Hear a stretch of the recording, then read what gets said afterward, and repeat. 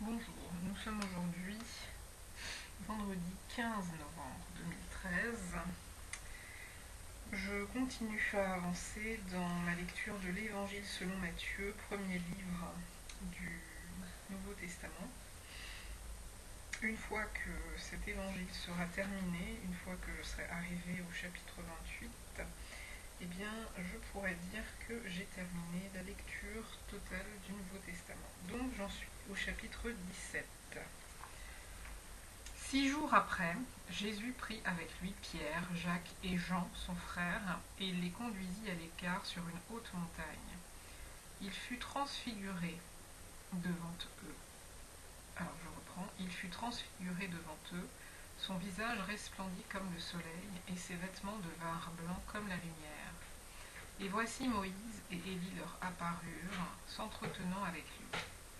Pierre, prenant la parole, dit à Jésus, « Seigneur, il est bon que nous soyons ici. Si tu le veux, je dresserai ici 3 tentes pour toi. » Alors, 3 tentes, une pour toi. Je reprends donc, « Si tu le veux, je dresserai ici 3 tentes, une pour toi, une pour Moïse et une pour Élie. » Comme il parlait encore, une nuée lumineuse les couvrit. Et voici, une voix fit entendre de la nuée ces paroles. « Celui-ci est mon fils bien-aimé, en qui j'ai mis toute mon affection. Écoutez-le. » Lorsqu'ils entendirent cette voix, les disciples tombèrent sur leurs faces et furent saisis d'une grande frayeur. Mais Jésus, s'approchant, les toucha et dit, « Levez-vous, n'ayez pas peur. » Ils levèrent les yeux et ne virent que Jésus seul. Comme ils descendaient de la montagne, Jésus leur donna cet ordre. Ne parlez à personne de cette vision, jusqu'à ce que le Fils de l'homme soit ressuscité des morts. Les disciples lui firent cette question. Pourquoi donc les scribes disent-ils qu'Élie doit venir premièrement? Il répondit. Il est vrai qu'Élie doit venir et rétablir toutes choses. Mais je vous dis qu'Élie est déjà venu, qu'ils ne l'ont pas reconnu et qu'ils l'ont traité comme ils ont voulu. De même, le Fils de l'homme souffrira de leur part. Les disciples comprirent alors qu'il leur parlait de Jean-Baptiste. Lorsqu'ils furent arrivés près de la foule, un homme vint se jeter à genoux devant Jésus et dit, « Seigneur, aie pitié de mon fils qui est lunatique et qui souffre cruellement. Il tombe souvent dans le feu et souvent dans l'eau. Je l'ai amené à tes disciples et ils n'ont pas pu le guérir. » « Race incrédule et perverse, répondit Jésus. Jusque à quand serai-je avec vous? Jusque à quand vous supporterai-je? Amenez-le-moi ici. » Jésus parla sévèrement au démon qui sortit de lui, et l'enfant fut guéri à l'heure même. Alors les disciples s'approchèrent de Jésus et lui dirent en particulier, « Pourquoi n'avons-nous pu chasser ce démon? C'est à cause de votre incrédulité, leur dit Jésus. Je vous le dis en vérité, si vous aviez de la foi comme un grain de sénévé, vous diriez à cette montagne, « Transporte-toi d'ici là », et elle se transporterait. Rien ne vous serait impossible. Mais cette sorte de démon ne sort que par la prière et par le jeûne. » Pendant qu'ils parcouraient la Galilée, Jésus leur dit, « Le Fils de l'homme doit être livré entre les mains des hommes. Ils le feront mourir et le 3e jour il ressuscitera. » Ils furent profondément attristés.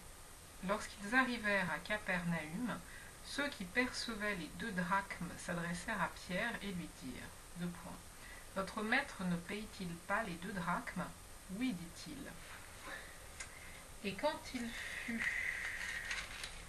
quand il fut entré dans la maison, Jésus le prévint et dit, « Que t'en semble, Simon? Les rois de la terre, de qui perçoivent-ils des tributs ou des impôts? De leurs fils ou des étrangers? » Il lui dit, des étrangers.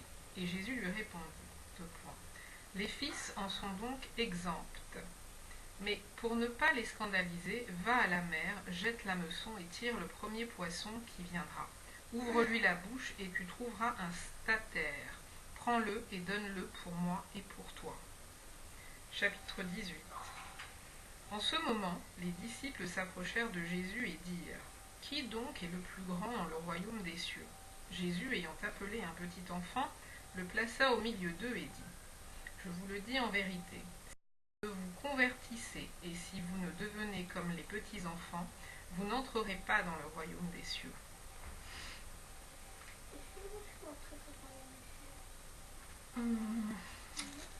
Probable, nous en rediscuterons. C'est pourquoi quiconque se rendra humble comme ce petit enfant sera le plus grand dans le royaume des cieux. Et quiconque reçoit en mon nom un petit enfant comme celui-ci me reçoit moi-même. Mais si quelqu'un scandalisait un de ces petits qui croient en moi, il vaudrait mieux pour lui qu'on suspendît à son cou une meule. Mais si quelqu'un scandalisait un de ces petits qui croient en moi, il vaudrait mieux pour lui qu'on suspendît à son cou une meule de moulin et qu'on le jetât au fond de la mer. Il faut quand même que je souligne que la particularité qu'il a évoquée pour le petit enfant, c'est l'humilité. Alors, humble. Okay. Quiconque se rendra humble comme ce petit enfant, voilà. Et je souligne, je vous le dis en vérité, si vous ne vous convertissez pas et si vous ne devenez comme les petits enfants, vous n'entrerez pas dans le royaume des cieux. Ok, je reprends au verset 7 du chapitre 18. Malheur au monde à cause des scandales, car il est nécessaire qu'il arrive des scandales, mais malheur à l'homme par qui le scandale arrive. Si ta main ou ton pied est pour toi une occasion de chute, coupe-les et jette-les loin de toi. Mieux vaut pour toi entrer dans la vie boiteux ou manchot que d'avoir 2 pieds ou 2 mains et d'être jeté dans le feu éternel. Et si ton œil est pour toi une occasion de chute, arrache-le et jette-le loin de toi. Mieux vaut pour toi entrer dans la vie n'ayant qu'un œil que d'avoir 2 yeux et d'être jeté dans le feu de la géhenne. Gardez-vous de mépriser un seul de ces petits, car je vous dis que leurs anges dans les cieux voient continuellement la face de mon Père qui est dans les cieux. Car le Fils de l'homme est venu sauver ce qui était perdu. Bon, alors, je souligne, gardez-vous de mépriser un seul de ces petits, car je vous dis que leurs anges dans les cieux voient continuellement la face de mon Père qui est dans les cieux. Voilà, car le Fils de l'homme est venu sauver ce qui était perdu. Que vous en semble? Si un homme a 100 brebis et que l'une d'elles s'égare, ne laisse-t-il pas les 99 autres sur les montagnes pour aller chercher celle qui s'est égarée? Et s'il la trouve, je vous le dis en vérité, elle lui cause plus de joie que les 99 qui ne se sont pas égarés. De même, ce n'est pas la volonté de votre Père qui est dans les cieux qu'il se perde un seul de ces petits. C'est C-E-S. Si ton frère a péché, va et reprends-le. Entre toi et lui seul. Donc je reprends, si ton frère a péché, va et reprends-le entre toi et lui seul. S'il t'écoute, tu as gagné ton frère. Mais s'il ne t'écoute pas, prends avec toi 1 ou 2 personnes, afin que toute l'affaire se règle sur la déclaration de 2 ou de 3 témoins. S'il refuse de les écouter, dis-le à l'Église. Et s'il refuse aussi d'écouter l'Église, qu'il soit pour toi comme un païen et un publicain. Je vous le dis en vérité, tout ce que vous lirez sur la terre lié dans le ciel, et tout ce que vous délierez sur la terre sera délié dans le ciel. Alors là, il faudrait que je retrouve la signification du liage et du déliage, mais je souligne, si ton frère a péché, va et reprends-le. Entre toi et lui seul. Donc si ton frère a péché, va et reprends-le entre toi et lui seul. S'il t'écoute, tu as gagné ton frère. Mais s'il ne t'écoute pas, prends avec toi 1 ou 2 personnes, afin que toute l'affaire se règle sur la déclaration de 2 ou de 3 témoins. S'il refuse de les écouter, dis-le à l'Église.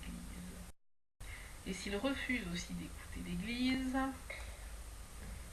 qu'il soit pour toi comme un païen et un publicain. Et ensuite, il y a cette histoire de lier, etc., etc. Bon. Je vous dis encore, mais je vais le noter là, tout en haut.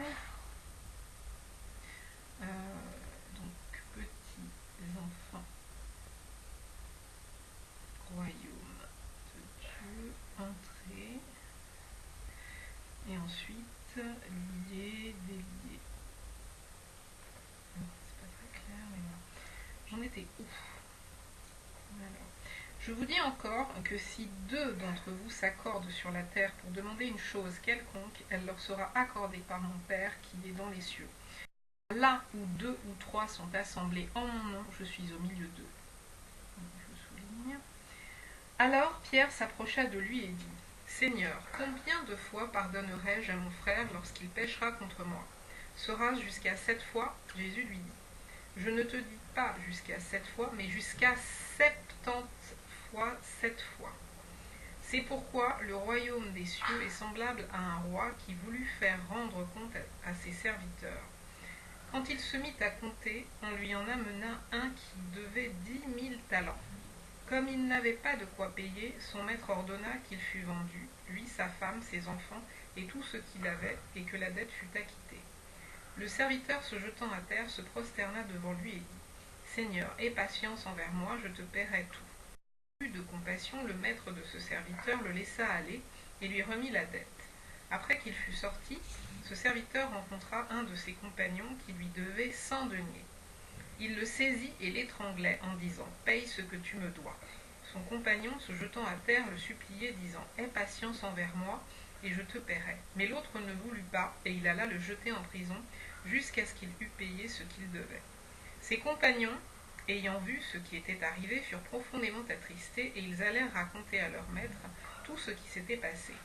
Alors le maître fit appeler ce serviteur et lui dit « Méchant serviteur, je t'avais remis en entier ta dette, parce que tu m'en avais supplié. Ne devais-tu pas aussi avoir pitié de ton compagnon, comme j'ai eu pitié de toi? Et son irrité le livra au bourreau, jusqu'à ce qu'il eût payé tout ce qu'il devait. C'est ainsi que mon Père céleste vous traitera, si chacun de vous ne pardonne à son frère de tout son cœur. » Donc je souligne la dernière partie, c'est ainsi que mon Père céleste vous traitera, si chacun de vous ne pardonne à son frère de tout son cœur. Alors je termine par le chapitre 19. Lorsque Jésus eut achevé ses discours, il quitta la Galilée et alla dans le territoire de la Judée et du Jourdain. Une grande foule le suivit, et là il guérit les malades. Les pharisiens l'abordèrent et dirent, pour l'éprouver, 2 points. Est-il permis à un homme de répudier sa femme pour un motif quelconque? Il répondit, n'avez-vous pas lu que le Créateur, au commencement, fit l'homme et la femme, et qu'il dit, c'est pourquoi l'homme quittera son père et sa mère et s'attachera à sa femme, et les deux deviendront une seule chair. Ainsi, ils ne sont plus deux, mais ils sont une seule chair. Que l'homme donc ne sépare pas ce que Dieu a joint. Donc je souligne que l'homme donc ne sépare pas ce que Dieu a joint. Pourquoi donc, lui dirent-ils, Moïse a-t-il prescrit de donner à la femme une lettre de divorce et de la répudier? Il leur répondit, c'est à cause de la dureté de votre cœur que Moïse vous a permis de répudier vos femmes. Au commencement, il n'en était pas ainsi, mais je vous dis que celui qui répudie sa femme, sauf pour infidélité, et qui en épouse une autre, commet un adultère. Et celui qui épousera celle qui a été répudiée, commet aussi un adultère. Alors, donc là, hop, ses disciples lui dirent, si telle est la condition de l'homme à l'égard de la femme, il n'est pas avantageux de se marier. Il leur répondit, tous ne comprennent pas cette parole, mais seulement ceux à qui cela est donné. Car il y a des eunuques qui le sont dès le ventre de leur mère. Il y en a qui le sont devenus par les hommes, et il y en a qui se sont rendus tels eux-mêmes à cause du royaume des cieux. Que celui qui peut comprendre, comprenne. Alors on lui amena des petits enfants, afin qu'il leur imposât les mains et pria pour eux. Mais les disciples les repoussèrent, et Jésus dit, laissez les petits enfants, et ne les empêchez pas de venir à moi, car le royaume des cieux est pour ceux qui leur ressemblent. Il leur imposa les mains, et il partit de là. Et voici un homme s'approcha et dit, Jésus, mon bon maître, que dois-je faire de bon pour avoir la vie éternelle? Il lui répondit, pourquoi m'appelles-tu bon? Il n'y a qu'un seul bon, c'est Dieu. Si tu veux entrer dans la vie, observe les commandements. Lesquels? Lui dit-il. Et Jésus répondit, tu ne tueras point, tu ne commettras point d'adultère, tu ne déroberas point, Tu ne diras point de faux témoignages, honore ton père et ta mère, et tu aimeras ton prochain comme toi-même. Alors, donc ça, hop. Le jeune homme lui dit, j'ai observé toutes ces choses, que me manque-t-il encore? Jésus lui dit, si tu veux être parfait, va, vends ce que tu possèdes, donne-le aux pauvres, et tu auras un trésor dans le ciel. Puis viens et suis-moi. Après avoir entendu ces paroles, le jeune homme s'en alla tout triste, car il avait de grands biens. Jésus dit à ses disciples, je vous le dis en vérité, un riche entrera difficilement dans le royaume des cieux. Je vous le dis encore, il est plus facile à un chameau de passer par le trou d'une aiguille qu'à un riche d'entrer dans le royaume de Dieu. Les disciples ayant entendu cela furent très étonnés et dirent, qui peut donc être sauvé? Jésus les regarda et leur dit, aux hommes cela est impossible, mais à Dieu tout est possible. Pierre, prenant alors la parole, lui dit, voici, nous avons tout quitté et nous t'avons suivi. Qu'en sera-t-il pour nous? Jésus leur répondit, je vous le dis en vérité, quand le Fils de l'homme, au renouvellement de toutes choses, sera assis sur le trône de sa gloire, vous qui m'avez suivi, vous serez de même assis sur 12 trônes, et vous jugerez les 12 tribus d'Israël. Et quiconque aura quitté à cause de mon nom ses frères ou ses sœurs, ou son père ou sa mère, ou sa femme ou ses parents, ou ses terres ou ses maisons, recevra le centuple, et héritera la vie éternelle. Plusieurs des premiers seront les derniers, et plusieurs des derniers seront les premiers. Bon, on va là, donc il me restera à partir du chapitre 20 jusqu'au 28. Donc il reste 8 chapitres exactement à lire pour avoir terminé le premier livre du Nouveau Testament, l'Évangile selon Matthieu. Et quand ces 8 chapitres seront lus, je pourrais dire que mes yeux ont scanné, personnellement, entre guillemets, l'ensemble des paroles inscrites dans le Nouveau Testament. J'aurais donc lu le Nouveau Testament en entier au moins une fois. Voilà. Et 8 chapitres, si j'en lis 2 par jour, en 4 jours, nous sommes le 15, le 19 c'est terminé. Donc ce sera assez rapide. Ce sera assez rapide. Mais là, ce que je voulais vraiment... il y a des choses que je voulais souligner. C'est... Voilà. Bref, ça c'est fait. Ça c'est assez effectivement étonnant. Il faudra que je pose la question. Tac. Bon, pour Jésus, les commandements vus selon Jésus sont, donc je souligne, tu ne tueras point en première ligne, tu ne commettras point d'adultère en deuxième, tu ne déroberas point en troisième, en quatrième, tu ne diras point de faux témoignages. Donc 3, 4, 5, honore ton père et ta mère, et tu aimeras ton prochain comme toi-même. Donc là, en fait, on a 6 choses évoquées et pas 10. Donc c'est intéressant. Il faudra comparer avec les 10 autres. Ensuite,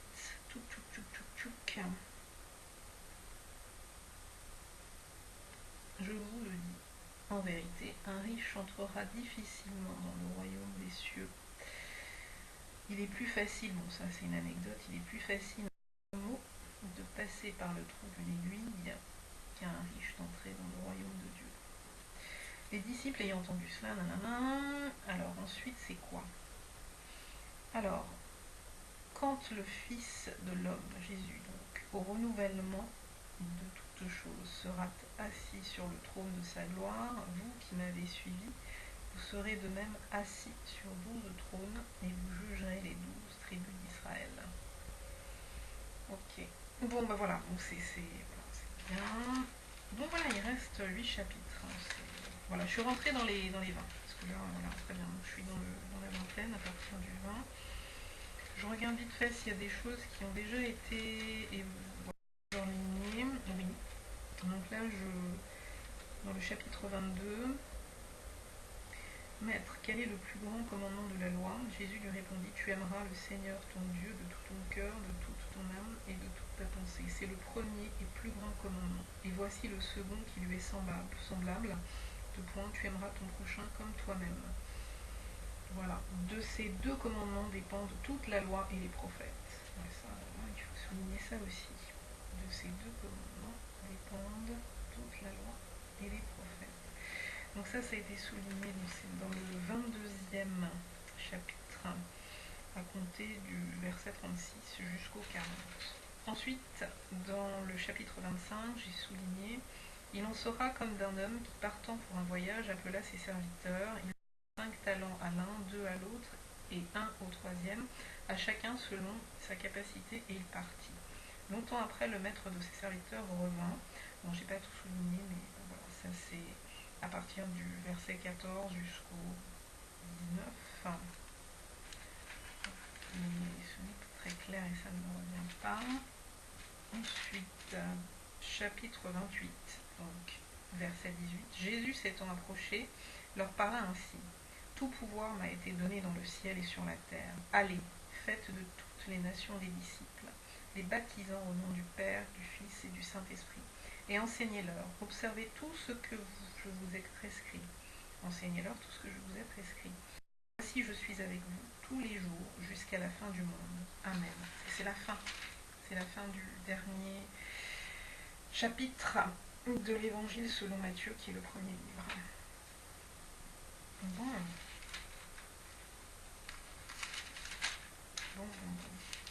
Mais il est question de témoigner aussi. Je crois que la première chose, c'est le témoignage. C'est d'être des témoins. Avant de faire des disciples. C'est d'être des témoins. Bien, allez. Donc on clôt ça. Bonne fin de journée.